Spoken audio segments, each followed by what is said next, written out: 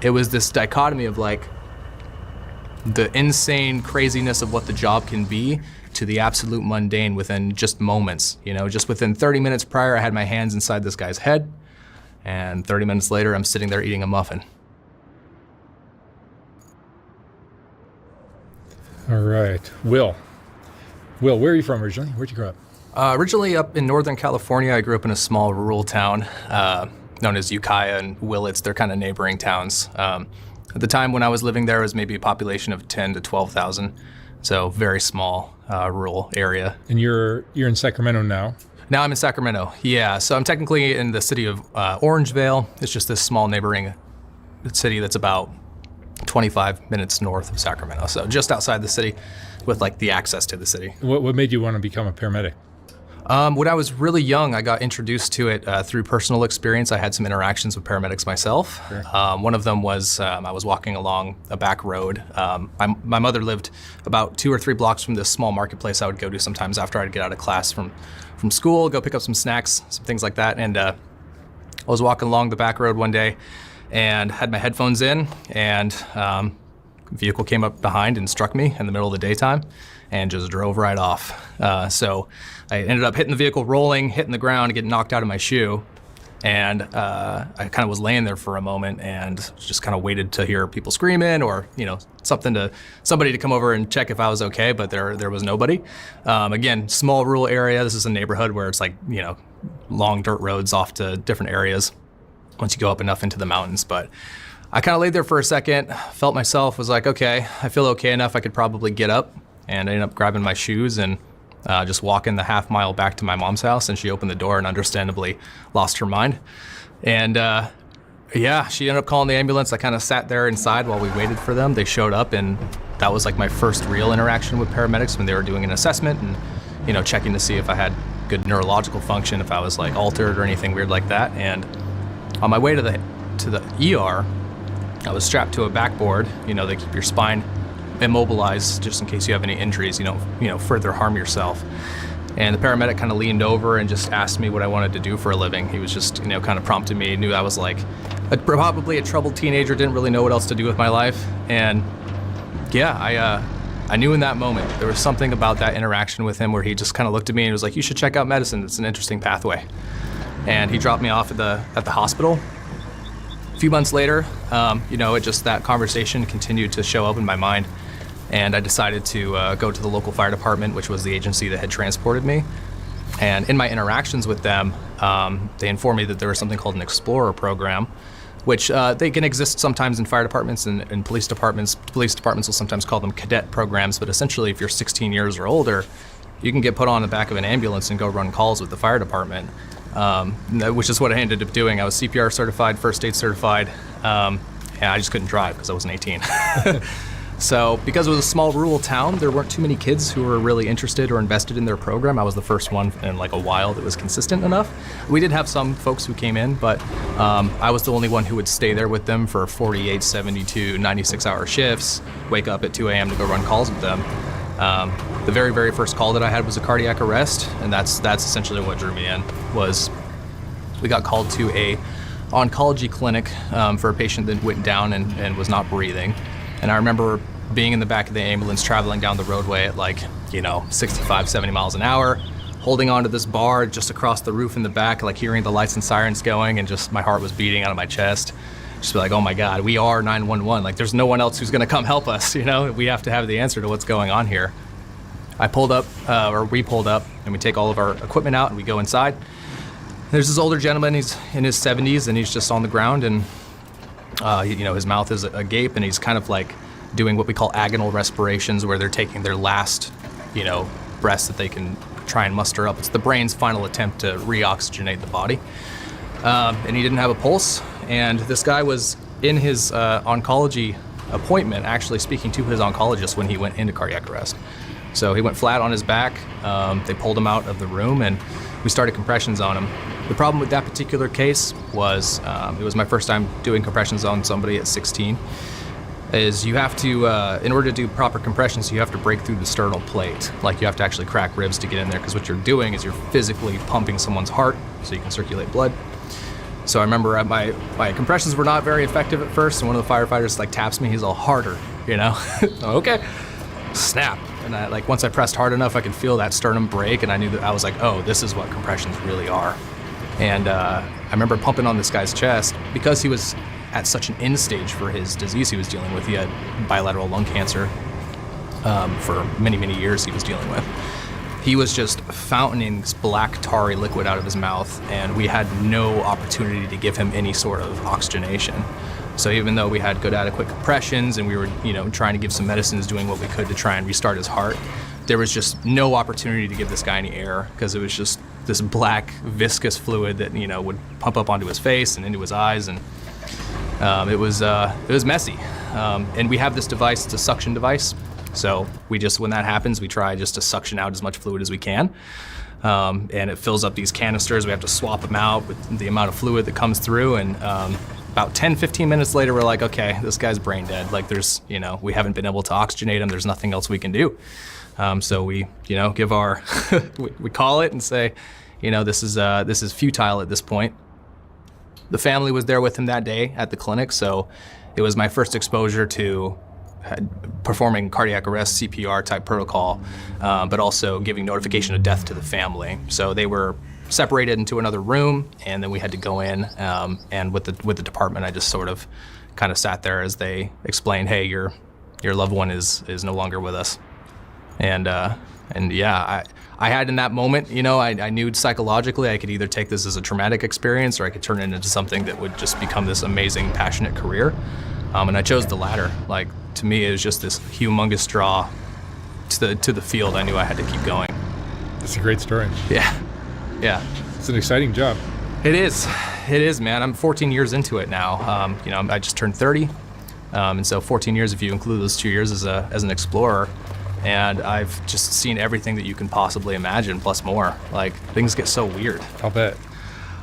Man, real bad, you know? Like, I was even just kind of thinking about this interview, I went back a bit and started thinking of calls that I've run 5, 6, 7 years ago. But even in the most recent years, I've had some of the most brutal calls I've ever run. If you like, I can start. I would love some stories. Yeah, absolutely. Yeah. Don't be shy. Yeah. So I actually, this one was a call that we just ran within the last month. It was actually it was around either Christmas Eve or New Year's Eve. I just knew it was around the holiday, but couldn't remember exactly when. But I like to call this story the silent muffin, and I'll tell you kind of the preface to it. One thing that EMS companies will do sometimes around the holidays is in order to show appreciation for us, a lot of people, you know, coworkers will bring in some snacks, some muffins, some cupcakes, some chocolates, various things, and even our administrative staff will do that too. We kind of supply it just for the crews that are having to work on Christmas or having to work on holidays. They get to come in and, you know, either before shift or after shift, they can kind of snack a little bit and just be like, all right, and then go out and start running 911 calls. So I was actually working with this EMT, and we were driving back to our main hub where we deploy out of in the mornings. And I was just thinking about the blueberry muffins that were sitting on the table. And I was excited for it. We had just, you know, this was a 12-hour shift, so we're coming to the end of this shift. Call crackles over the radio, and it turns out that it's the dispatcher says, respond code 3 for an attempted suicide. So a lot of times when dispatch information comes over, there's multiple agencies that are transmitting that information, so it's not always clear. We don't know exactly the method. Sometimes, you know, we have to kind of just play by ear based off of the radio traffic we're hearing as the call ensues. So we get for an attempted suicide. As we start heading en route to the call, it updates with information, possible gunshot wound. So we're like, okay, that's a little bit more. That tells me a little bit more of what I should do as the paramedic, you know, once I show up. We get to this little area where we stage. Essentially, staging just means if there's active gunfire, if there's, you know, something unsafe about the scene, we have to wait for PD to go in to clear it before we can enter and then start treating patients so we don't, you know, come across an unsafe scene. It happens, but that's if things go appropriately, that's the way that we do it. So we kind of waited for 30 seconds. PD rushed in. They immediately knew, okay, we need medics now. So they cleared us to go in. Whipped around the corner into this residential cul-de-sac. My dad was giving me a hard time about not watching the news enough, so naturally I gave him a hard time right back.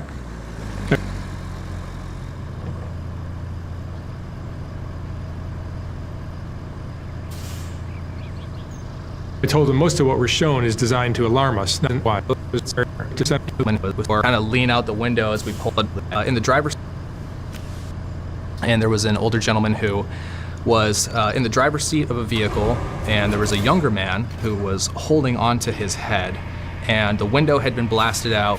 He had blood that was soaking the left side of the vehicle. It was just a little passenger vehicle. Blood soaking the door, and then just blood pooling kind of on the ground outside of it. I kind of lean out the window as we pull up, and I remember thinking, like, just trying to see where the injury might be. Based off the amount of blood loss alone, I knew it was going to be critical. So I step out of the ambulance, I run around to the back, and I open the door, and I lean over, and I can see that he's got a gigantic opening in the top of his head. So I'm like, okay. So we take our gurney, we push it next to the vehicle, and we open the door. I take the place of the young guy who was holding his head so I can get kind of a closer visual of what's going on. Cop runs over to me, he says,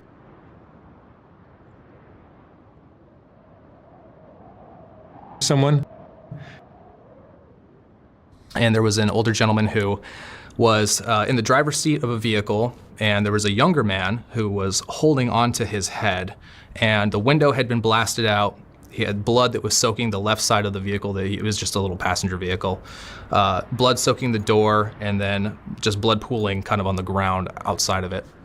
I kind of lean out the window as we pull up, and I remember thinking, like, just trying to see where the injury might be. Based off the amount of blood loss alone, I knew it was going to be critical. So I step out of the ambulance, I run around to the back, and I open the door, and I lean over, and I can see that he's got a gigantic opening in the top of his head. So I'm like, okay. So we take our gurney, we push it next to the vehicle, and we open the door. I take the place of the young guy who was holding his head so I can get kind of a closer visual of what's going on. Cop runs over to me, he says, hey, this was an attempted suicide. It was a .45 caliber, and that's it. So the guy was sitting in his car, and he placed the gun to the underside of his chin. He pulled the trigger, and the bullet traveled from the bottom of his chin into his oral cavity, through his palate, and into his left eye, where it exploded his left eye, and then it exited up and out through the top of his forehead. So he had this sort of line of damage from the bottom here. The particular problem with that specific injury is, I'm not sure if you're familiar with Phineas Gage, but it's exactly what it reminded me of is, in the 1800s, there was a railroad worker who shot a railroad spike through his head, and it came through his cheek and out the top of his head. He was a really interesting case for psychologists at the time, because he was sort of the first case of somebody destroying their frontal lobes and still having the ability to function as a human. He ended up living for the Phineas Gage lived for 12 years after that injury, and people noted he had like personality changes, all these issues that were sort of evolving after he had suffered that brain damage. So what a lot of people don't realize is, if depending on their placement and where they're going to shoot themselves, if they if they don't succeed properly, if they move at the last second, or if the blast itself actually moves their head and they only destroy part of their brain, doesn't mean they're going to die necessarily. They might survive for a long time afterwards. So this guy was awake, he was alert, and he had these injuries. He was pouring blood out of his mouth and his airway. So we pulled him onto the gurney and we put him in the back of the ambulance where I could get a better look at him. I remember leaning him back a little bit, kind of assessing the damage of his tongue and his mouth and everything that was sort of just like a meaty mesh. And we had to end up leaning him forward because of the amount of blood that was pouring into his airway. We had to sit him forward so it could adequately leak outwards. And again, like that suction device I was telling you about, same thing. We're just suctioning the blood out of his airway so he's not drowning in his own blood. We're just doing everything we can to keep it clear. As long as we had him sitting forward and he was kind of draining forward, then he maintained his airway. He was able to breathe. The problem was, after putting some bandaging on his head, realizing, okay, he's got a hole up here, he's got some holes down here. I'm gonna, pack the wound and try and do my best to just control the bleeding. This guy still was suicidal. He still wanted to die, so he began fighting us. So now it was a combination of restraining him physically, holding him down, while also attempting to treat him and prevent him from pulling off our bandaging, or trying to open up his wounds further so that he would bleed more. It was a super gruesome case. So I took some riders with me. Sometimes the fire department will hop in if I need extra hands in the back. So they hopped in with me, and we took them lights and sirens to the hospital, the trauma center over there, and I let them know what was going on the way over, and he remained conscious the whole time. For those patients, we start IVs and we give them a lot of fluid because they're losing so much blood. We try to replace it with some fluids until they can get transfusions later down the road. but I just tried to sustain him to the best of my ability, keep his airway clear, and then we transferred care off to the hospital. I got covered head to toe in his blood, like my shirt, my pants, everything was just like completely saturated. And it took me and my EMT partner about an hour and a half probably to mop down the back of the ambulance, to spray the blood off of our gurney. I do want to give her props as well. She did a really fantastic job at her driving. What the EMTs are amazing drivers, because they have to, be so vigilant when they're blasting through these red lights, with lights and sirens, being vigilant of other drivers, people who aren't, the greatest drivers, to get us to the hospital safely, and also do that in a way that's not throwing us around in the back as we're moving down the road at high speed. So she did a fantastic job. But we completed the call and we decontaminated our ambulance and cleaned off the blood. And then I found myself sitting there at the main hub, kind of sitting in silence, and I was just chewing on a blueberry muffin. And it was this dichotomy of the insane craziness of what the job can be to the absolute mundane within just moments. Just within 30 minutes prior, I had my hands inside this guy's head, and 30 minutes later, I'm sitting there eating a muffin in silence. Yeah, you and your team you're saving lives on a weekly or nightly basis, right? It's a pretty regular basis. Don't get me wrong, there are mundane calls, any EMT or paramedic watching this is gonna know. You get the classic, elderly patients sitting on the toilet, they bear down a little too hard, pass out, and they fall between the bathtub and the toilet, and they get stuck. So we get there and we have to pull them out, and then they're usually kind of okay after that. But you get a good mix of things. But every now and again, you get these calls that are so severe that you really have a major influence on whether or not that person survives. And those are the calls that are the ones that stick with you, and the ones that are really meaningful. What do you see a lot of? Are there drug overdoses? We see a ton.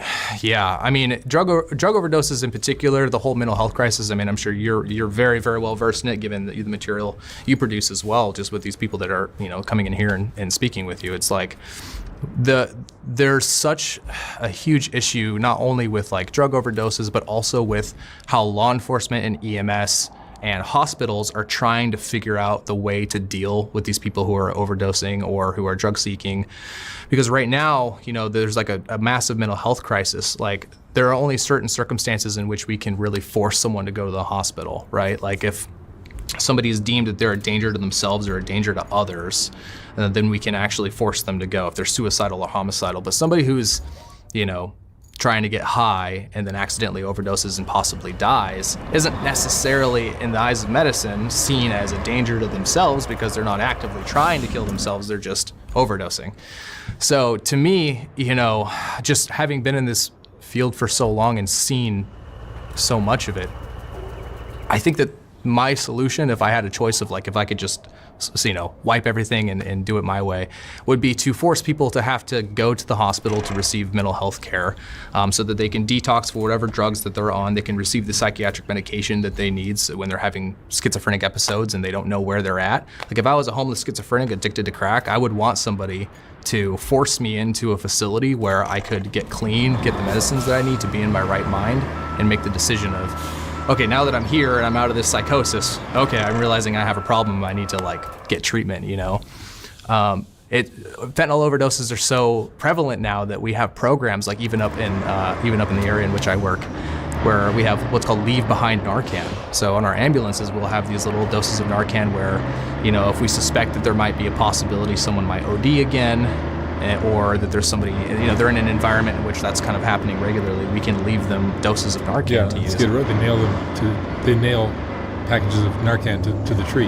Yeah, it's kind of insane the amount of people who are addicted to crack, people who are homeless who have saved others is really insane. It's actually not uncommon for us to show up sometimes to somebody who is coming out of an overdose, and everybody that had scattered them when they hit the ground and stopped breathing, somebody gave them the Narcan and then ran away because they don't want to interact with us or the police. They see us as the same. So sometimes we'll show up and someone, it looks like they had just been overdosed and they weren't breathing and they were not doing super hot. They seem to be okay now, and some people will just treat them and then they run, because they don't want any association with us. But it works. People understand the effects of Narcan and how to utilize it. You can't overdose somebody on it. It doesn't really have any side effects that are gonna, hurt them too badly. So there are bad neighborhoods up in Sacramento that Yeah. just get more gruesome than. Yeah. No, absolutely. There are some places that you just know is the regular spots that you're going to go to on a regular basis. High crime levels, high homelessness levels. That mixed in with mental health and drug abuse and all that stuff. It's Sacramento in particular is actually an interesting area where you can find it in multiple spots. It's not like it's one particular street or area, but the streets, you know the areas that when you're there, what you're likely responding to is going to be something related to that. What are some of the most gruesome things you've seen? So some of the more gruesome stuff that we deal with, again, like as a medic, we have to be able to show up no matter what the call is and have an answer to it, whether it's somebody delivering a baby, whether it's a burn patient, whether it's somebody who's suffering cardiac arrest or overdosing. Some of the calls that are some of the more gruesome ones that I have had to deal with. I had one not too long ago within the last 6 to 8 months that was this, we got called to a house fire. This was a little bit further up north, but we got called to an active house fire. We got dispatched along with the fire department, and again, in active house fires, we're kind of staging close by just in case there are patients inside. The fire department can do their thing. They can, knock down the fire and then bring the patients out to us. They were in this house and they were putting out the fire. They were doing their best to kind of just, keep this structure intact and, prevent the other structures nearby from catching fire as well. And they were doing a great job. The room that had caught, when they initially entered the building and kind of looked around and they saw what looked like a corpse on the inside of this room just kind of sitting there, and they're like, oh, okay, well, this person's dead. Let's continue on, keep fighting, and keep looking around. And as they were making their exit and coming back, one of them looked over and saw the corpse move, like its head sort of turned. They're like, this person is not dead. They are alive. We need to get them out of here now. So I was sitting across the street from the residence when they came out with this patient, but it was an elderly female. Not elderly, but she was like in her 60s. And they had her on what's called a mega mover, just a big blanket with handles, and they were rushing out, and she had literally 100% of her body was third-degree burns, like a mixture of second and third, but mostly third-degree burns. So she was black charred from head to toe. She was conscious at the time when they set her on the grass in the front yard. I kneeled down next to her and kind of looked her in the eyes, and she was looking at me. So she was aware of what was going on, but she was heading downhill very quickly. So we placed her on the gurney, threw her in the back of the ambulance. Well, didn't throw her, but we put her in the back of the ambulance, jumped in, and one of the first things we try to do in those scenarios is get IV fluids going into those patients, because when you have such extensive burns, the body will lose fluid very rapidly.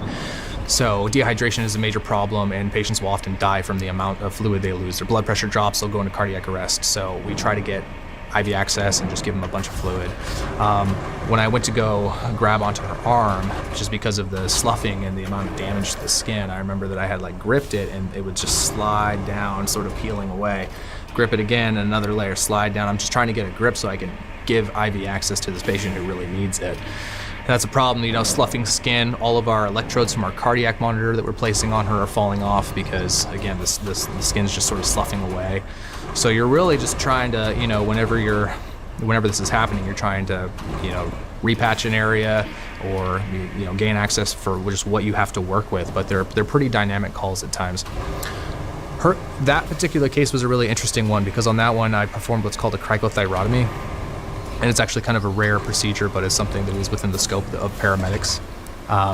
What it is essentially we take a giant, pinky width needle. It's like a gigantic gauge needle. When somebody has such extensive burns to their face and to their mouth, if we're not able to establish an airway through some other means, we have this procedure called intubation, where you put a tube into their throat and breathe for them. That's what happens when people go into surgeries. Doctors can do it as well. That's sort of how you help someone breathe if they really can't and they're severe.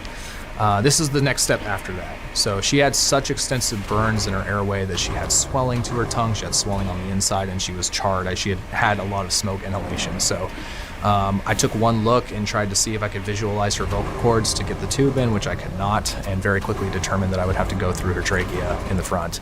So you find what's called the cricothyroid membrane. You pierce through it with this gigantic needle that has a catheter over it, and you have to kind of shred it when you get it in there.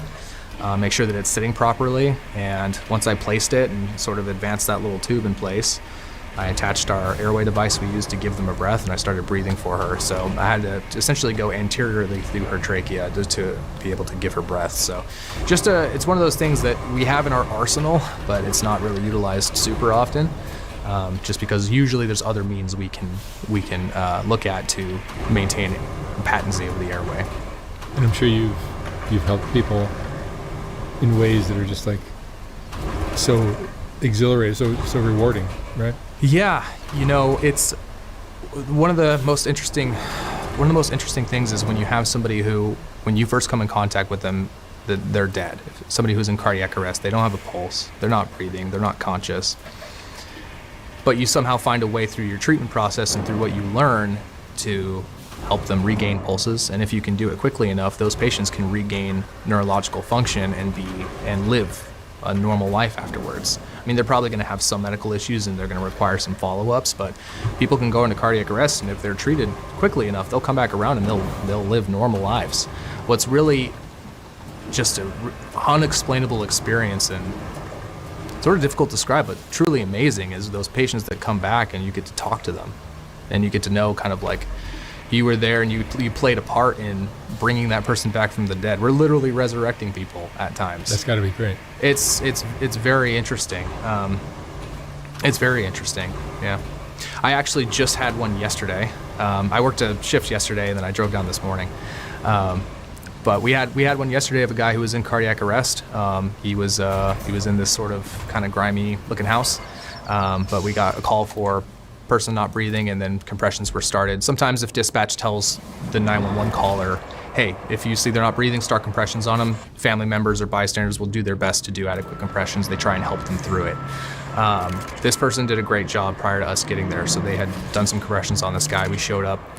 This guy was in his 50s. He was laying on his back, and he had something called cyanosis, which is a blue coloring to the face when you haven't been breathing for a long period of time, so he had been drained of color.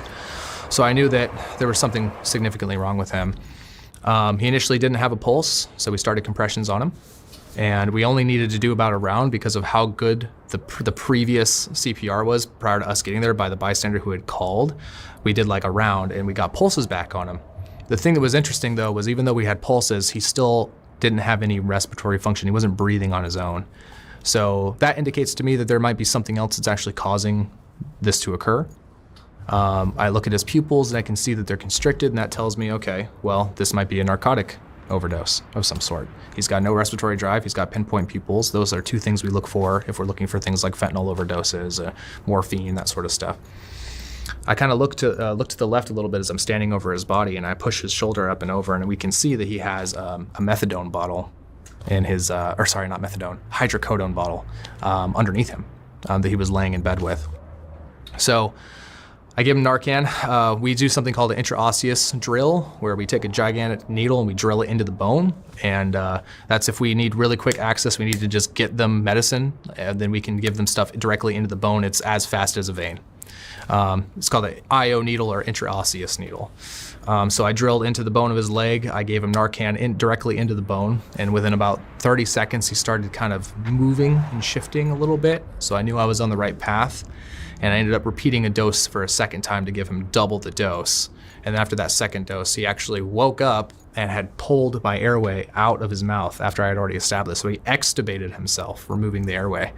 Rolled onto his side and just started coughing and kind of breathing again. He was altered, and it took a while to get him kind of back, with us. Just reoxygenating the brain and kind of, helping him come around. But by the time we got him to the hospital and transferred care, he was starting to remember his name, his birthday, little details like that. We clean our gurney off, and just in the time that it took for us to clean our gurney and to get our ambulance ready to go for the next call, I just popped my head back in, and he was completely back. So he was oriented, he was alert. I got to go in and introduce myself and shake his hand. My EMT came in and did the same thing.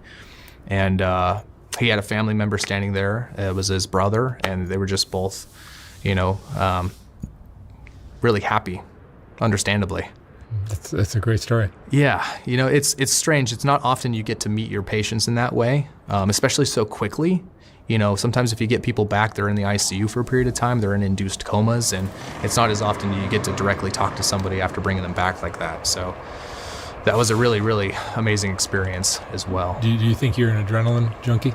Yeah, I think so. I think a lot of people kind of have to be, right? You kind of have to be. A lot of people that get into this line of work, that you're driving the ambulance fast down the road, you're responding to these calls that are literally anything that can happen. You know what I mean?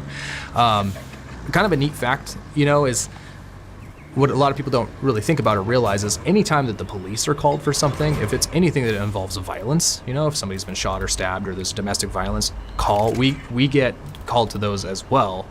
The majority of the time when dispatch is working well enough and the system's working well enough, police will show up first, they'll clear the scene, but there are times where we show up and there's an active crime scene going on, there's an active crime in progress, and we have to sort of navigate those situations as they arise. So we're dealing with violence, we're dealing with drugs, we're dealing with different crimes, we're dealing with all kinds of crazy stuff as well. But we don't have the luxury of being as protected sometimes in those scenarios, A few of us sometimes will elect to wear bulletproof vests or stab-proof vests just because, again, you don't know if somebody is trying to get out of a confrontation with the police claiming they have a medical problem, and then the moment the door's shut to the back of the ambulance, now it's a fight. Because now they know, they can fight us and try and escape because the cops are leaving, There's a funny term we use called incarceritis, where, if there's an interaction with the police and they're trying to determine whether or not they should take someone to jail, oftentimes it's these people who are, homeless, addicted to drugs, that sort of stuff. People will make up medical complaints in order to get out of it. There's this classic saying sometimes you'll hear of, you can either go to jail or you can go to the hospital. And once they're given that option, they're going to choose hospital every single time. And guess who gets to take them there? So it's what I usually do, my approach to those calls is just looking at somebody and being like, hey man, if you don't really have chest pain, if your stomach isn't really hurting you, that's okay. If you just hate cops and you didn't want to interact with them, or you're looking for a sandwich and you're cold and you want a bed, and you want a blanket, that's fine. Just tell me the truth and I will give you those things. There's no problem with that at all. But if you start making up complaints like you got chest pain, then I'm gonna have to do all these things to determine whether or not you're having a heart attack. Which I'm happy to do, but it can be a waste of resources if it's not really necessary. So those interactions are really interesting. Just the ping-ponging sometimes that happens with us and police with is this a crime-related thing? Is this a medical thing? There's a lot of questions up in the air about that, especially with overdoses, How are the changes in technology affecting you? In regards to medical technology? Or just on the streets? It's cell phones are a big part of it. Yeah, cell phones are a big part of it. I would say what's interesting is just to see the type of devices that people are walking around with now. There's so many of those programs where they hand out free cell phones to anybody. That's It's like a government-based phone where they can make calls and stuff. It's beneficial, I think, for the patients because they can, if they do happen to go to the ER and they're not sure how they're going to get home, they might be able to, call a cab or contact someone else who can arrange for transport for them. What is kind of strange sometimes is there are times where people will attempt to FaceTime or go on IG Live when they're in the back of the ambulance, and I have to kind of stop them from doing that. Or when they're in the hospital, they're rolling in, they're like, I'm fucked up, we're gonna go get checked out by a doctor. It's like, hey, we're in an area with a bunch of patients that have protected health information. There's you can't just be recording in the ER. So sometimes you have to be stern with people and tell them to put their phone down or take it from them and just say, hey, after we check you in, you can have your things later, but you can't record, you can't FaceTime in the back of the ambulance. I don't want to be on your IG Live, So people, every once in a while, technology plays an interesting role.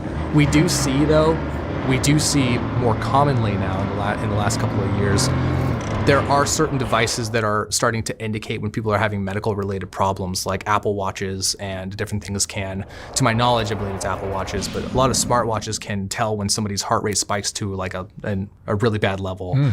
So if it gets high enough, sometimes it'll either send a notification to them, and then they call 911, or sometimes they have fall detection. Somebody falls, or they suffer some sort of injury. It can tell that they just experienced a fall. A really common one we see as well is in vehicles, they have crash detection. So sometimes these newer vehicles, if somebody veers off the side of the road and hits a tree, it'll automatically send a message to 911 and geo-track where they're at so that we can just start heading in that direction.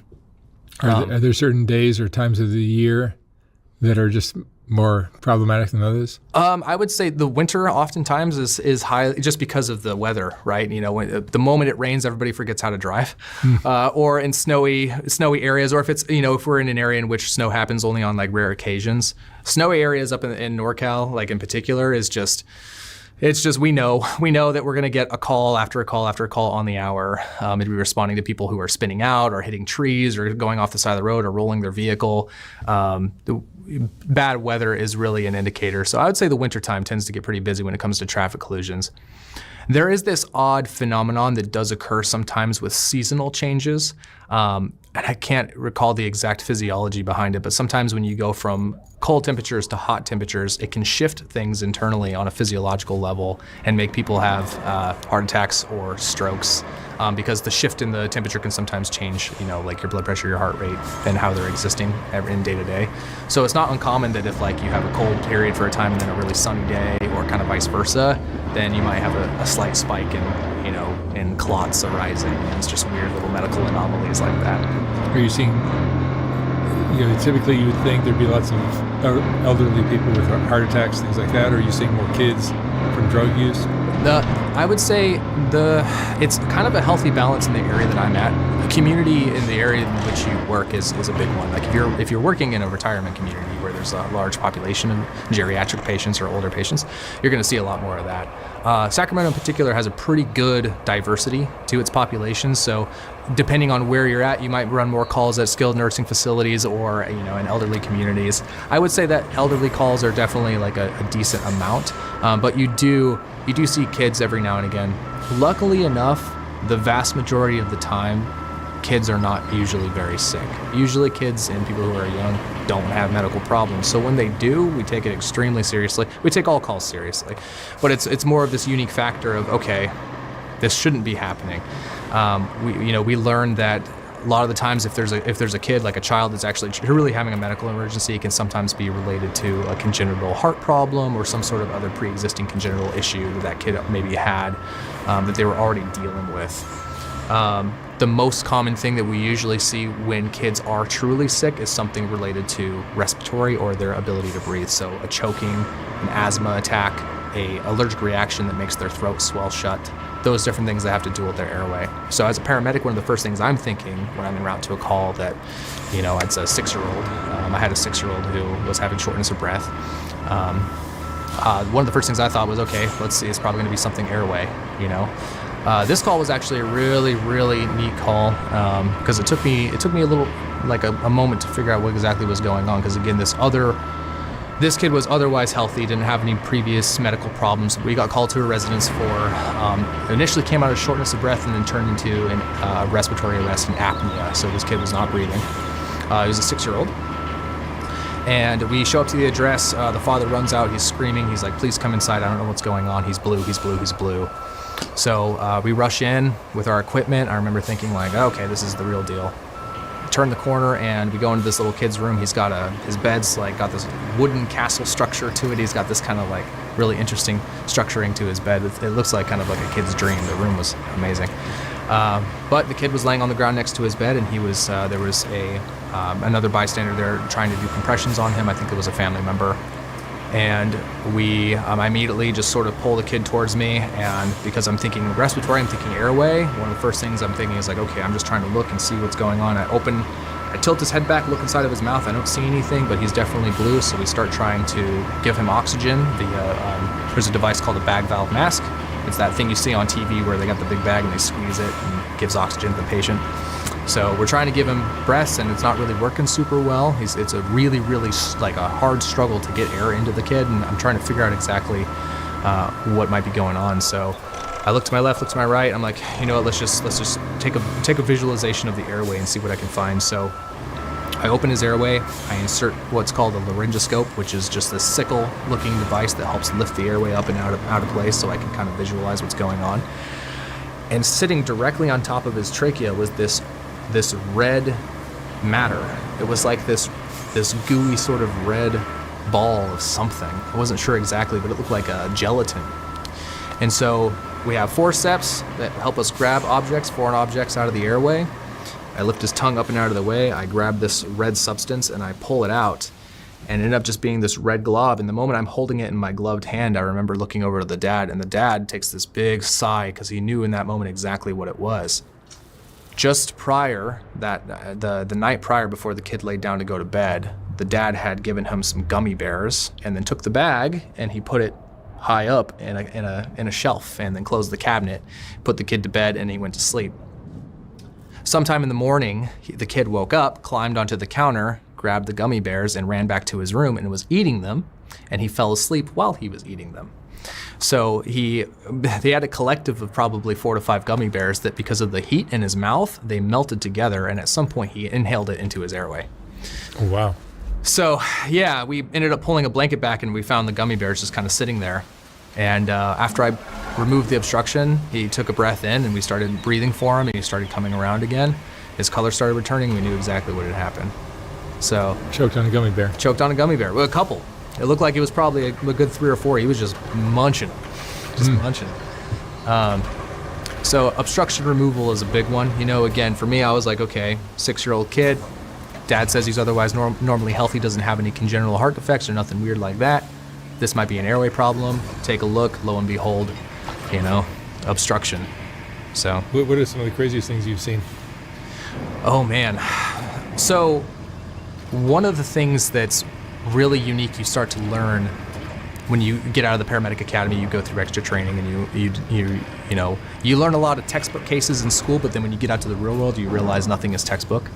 Some things are, but most things aren't. They usually have unique factors. I ran this one call that to this day is still one of my favorite ones to reference, just because it was such an interesting call. But we got called to a office supply store. Well, the parking lot of an office supply store up in Northern California. I was living further north at this point. This was in the Chico Paradise area. We pull into the parking lot, and this was for, initially it came out as sometimes it literally will just say unknown medical. So they don't tell you, they just say, someone's having a medical problem. We don't know what, but we hear screaming in the background on the phone call, so we're gonna send an ambulance. So we show up, and the fire department I can see is pulling somebody out of a vehicle in the parking lot. And I can see as we're pulling up again, that presence of cyanosis, that blue coloring tinge to this guy's face. So I'm like, okay, well, at least he's not breathing, he's not circulating air right now, this is not good. So jump out of the ambulance, we rush over with our equipment. I remember that they had laid him on the ground, and I went to go feel for a pulse to see if we needed to start compressions on him. And he had a pulse, but he wasn't breathing.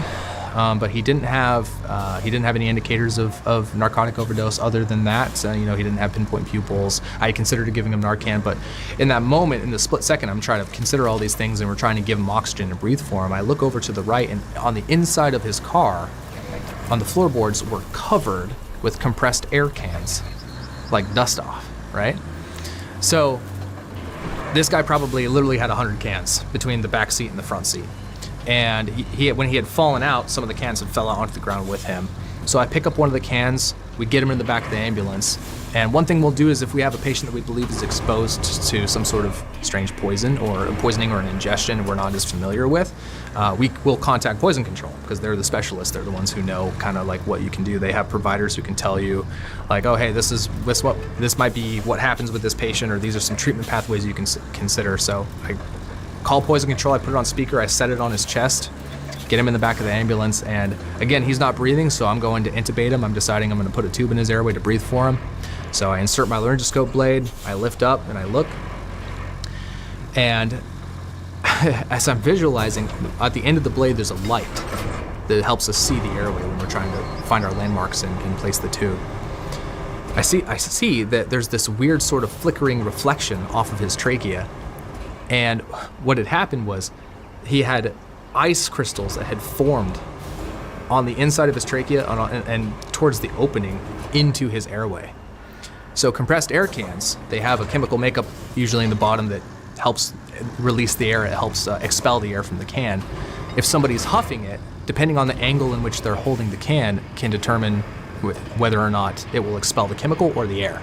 So this guy had been inhaling partial air, but also the chemical. It's like when you hold it down for a long time, you know how the cans get really cold, they get frosty? That's from the chemical reaction of the compressed air coming out. So this guy was inhaling can after can after can after can of this chemical that was causing this chemical reaction. And he literally froze his airway. So I saw these ice crystals in the opening, and I realized, okay, well, I'm gonna just see what happens if I can establish this airway anyways. put my tube in place, secure it, and start breathing for him. And I'm listening with a stethoscope to his lungs and just trying to see if I can hear good lung sounds. And I can just hear all these crackles through the top and through the bottom of his lungs, just crackling. So I was like, this guy really did a number on himself. Finally, poison control picks up. I read off the can that I have to them of what he ingested and sort of what I'm doing in that moment. I'm intubating him. We're trying to keep his airway. And poison control literally just goes, prepare for cardiac arrest, and then hangs up. Wow. So I knew that he was in a rough spot. We take him over to the hospital. This is the crazier part of the story as well. We transport this guy, lights and sirens, to the hospital. I'm breathing for him, getting his airway to slowly climb, oxygen levels to slowly climb back up. He starts kind of moving around a little bit, but he's still unconscious. We transfer care off to the hospital and go get back in the system and start running calls. I return back later to the hospital about 5 or 6 hours later, dropping off another patient, me and my EMT. And I decide, hey, I'm gonna go check on this guy and see how he's doing. Like he was pretty, not doing super great when I had him. Luckily, he didn't go into cardiac arrest when I had him. I kind of sustained him long enough, but I'm just curious, is he in the ICU? Like, where did he go? So I walk over to the ER bed we dropped him off in. I toss the curtain to the side and he's not there. I'm like, oh, interesting. So I walk over to the nurse's desk and I look at the nurse who I had given a report to earlier about him. And she says, oh, that guy, we oxygenated him long enough. After he regained consciousness, he pulled out his air tube, he extubated himself, and he left the hospital on foot. So he just walked off back into society after that call, after sustaining such an insane level of hypoxia, lack of oxygen.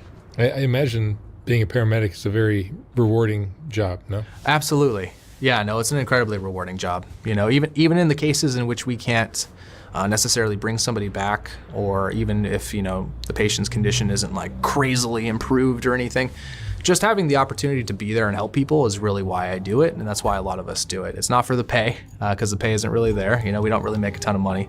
It's not for benefits, it's not for anything like that. It's literally for the drive of the nature of the work and the ability to help people. Being a part of that, I think, is what absolves us a lot of the times of the traumas. You have to really develop sort of what I call a healthy dissociation, because we do see a lot of really messed up stuff sometimes.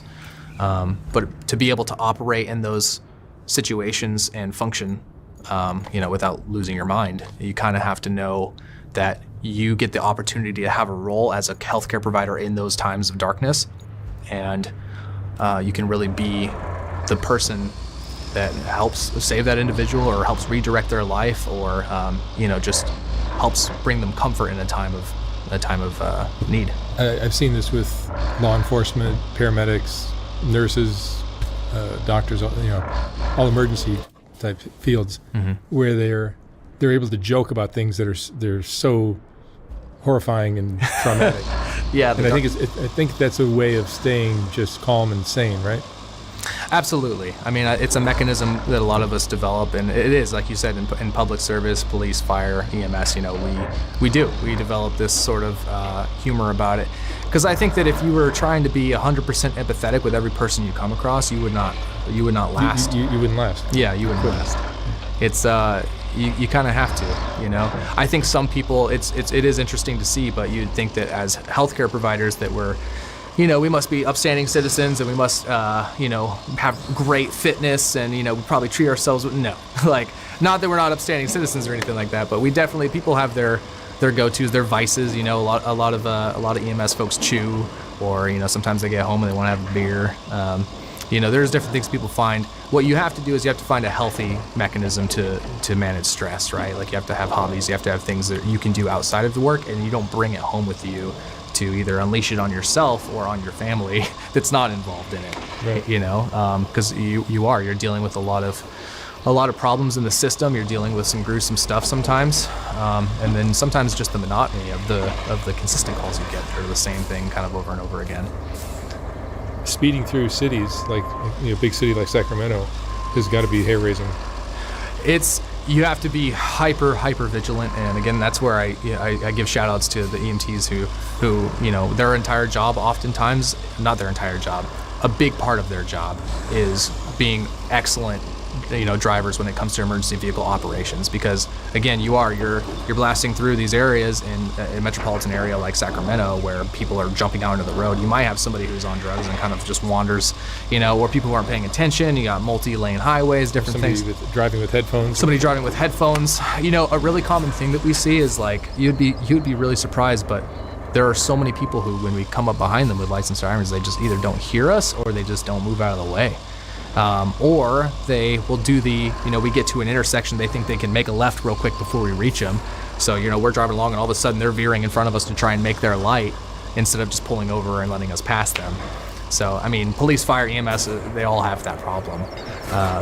People do really, really dumb stuff, or they get really panicky. You might have somebody who's a new driver or somebody who's just not a great driver, and when they see the sirens and everything coming up behind them, they don't know what to do, and they'll just, where do I go? Try to make a decision. Sometimes they just stop in the middle of the road. You just have to be ready for any type of reaction and assume that every person around you is trying to kill you with their car. That's really the only way you can get around it and be safe. Do you get calls sometimes where people are like wasting your time with like, they're playing games? Oh yeah, absolutely. One call that comes to mind actually, as you're mentioning that, is we used to have this regular who had a very interesting way of trying to get out of paying their bill at a restaurant. So one thing that you'll see sometimes are patients who will fake seizure-like activity. We get called to a breakfast diner style restaurant, similar to that of Denny's, not specifying any place. And we get called for seizure-like activity, so we show up and we see this middle-aged woman flopping around on the ground next to her booth that she was sitting at, and the workers come up and tell us like, yeah, she was just sitting there, and then all of a sudden after she finished her food, she started shaking and fell to the ground. For us, looking at seizure-like activity, there's certain things we can look at to tell whether or not a seizure is likely real or if it's somebody who's faking it. For example, when somebody's having a seizure, it's literally an electrical storm that's essentially happening in the brain. The neurons are firing at this insane rate, which is what causes the shaking, the contractions, and the full body, sort of shaking that happens with seizures. So, patients, when that happens, they experience unconsciousness. They have what's called a postictal phase after, where they're really confused as their brain is sort of rebooting, trying to figure out what happened. And they oftentimes, because all their bodies and muscles contract, they will urinate themselves. So they'll piss themselves, they'll be incontinent for something. So it's one of the first things I do is I walk up to this lady and I she's shaking and stuff, and I've seen enough seizures in my time to know what real seizure shaking looks like versus not real seizure shaking and stuff. So the effort she's putting into it is kind of like, and then she kind of stops for a minute, opens her eye, closes, starts shaking.